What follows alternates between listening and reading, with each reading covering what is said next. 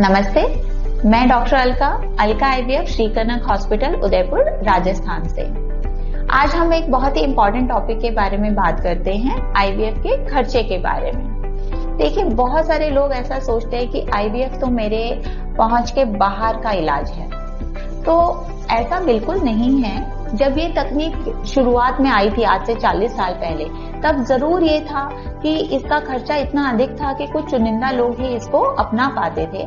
परंतु जैसे जैसे नई दवाइयां, नई कंपनीज ने इस चीज में काम किया है, आजकल की डेट में आईवीएफ का खर्चा बहुत कम हो चुका है।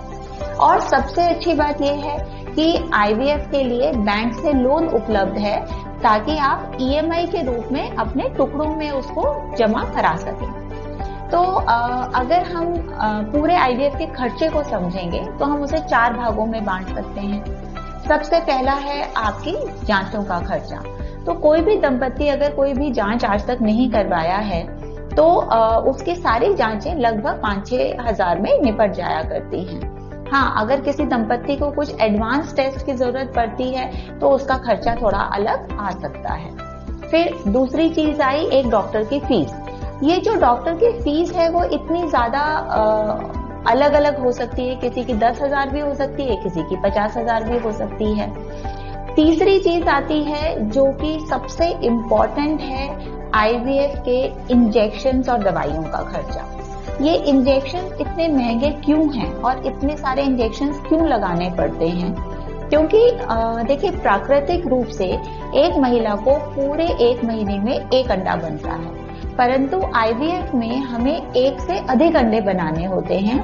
उसके लिए एक महिला को करीबन 8, 10, 12 दिनों तक रोज इंजेक्शंस लगाने पड़ते हैं, ताकि उसके 1 से अधिक अंडे तैयार हो सकें। जब महिला के अंडे तैयार हो जाते हैं तो उनको शरीर से बाहर निकाल लिया जाता है और आईवीएफ लैबोरेटरी में अंडों के अंदर शुक्राणु को मिला करके भ्रूण तैयार किया जाता है।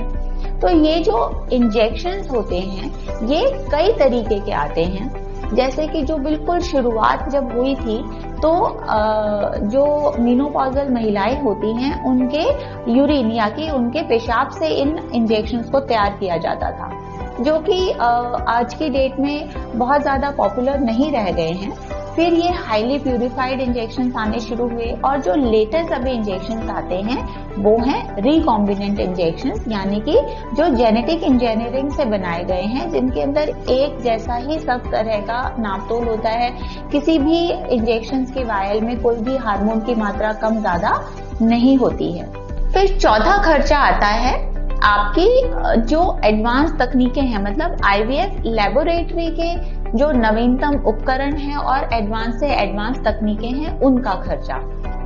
जैसे कि जब पहले आईवीएफ हुआ था तो भ्रूण का बनने के बाद जो पहले या दूसरे दिन का भ्रूण होता था, यानी कि 2 कोशिकाओं का या 4 कोशिकाओं का, उसी को अंदर रख लिया जाता था। परंतु आज के डेट में लेजर असिस्टेड हैचिंग और ब्लास्टोसिस्ट कल्चर जैसी एडवांस तकनीक्स आ चुकी हैं।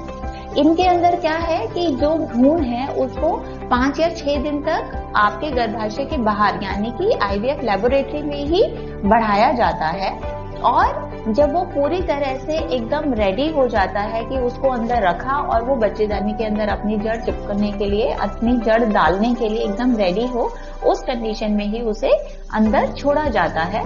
उसको ब्लास्टोसिस्ट स्टेज ट्रांसफर कहा जाता है।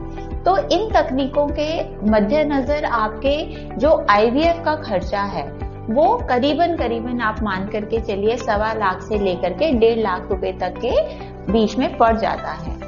कुछ दंपति ऐसे हैं कि जो मतलब जिनके कुछ केस थोड़े टिपिकल होते हैं, जिनके गर्भाशय के अंदर कुछ गिठान होती है या उनकी ट्यूब्स खराब है या किसी भी कारण से अगर मान लो उनको लैप्रोस्कोपी करानी पड़ गई या हिस्ट्रोस्कोपी का ऑपरेशन कराना पड़ गया, तो उनका खर्चा थोड़ा बहुत इससे अधिक आ सकता है। तो अब हम इस चीज को अच्छी तरह से समझ चुके हैं कि जो बिल्कुल लेटेस्ट इंजेक्शंस हैं, रिकॉम्बिनेंट इंजेक्शंस हैं, उनके इस्तेमाल करने के बावजूद भी आईवीएफ का खर्चा कोई बहुत अधिक नहीं रह गया है। अब अगर आपको किसी तरह की कोई आर्थिक परेशानी भी है तो आप अपने डॉक्टर से एक बार मिलेंगे तो वो आपको ईएमआई या लोन या इस तरह की बहुत सारी सुविधाओं से अवगत कराएगा ताकि आप अपना इलाज करा सकें।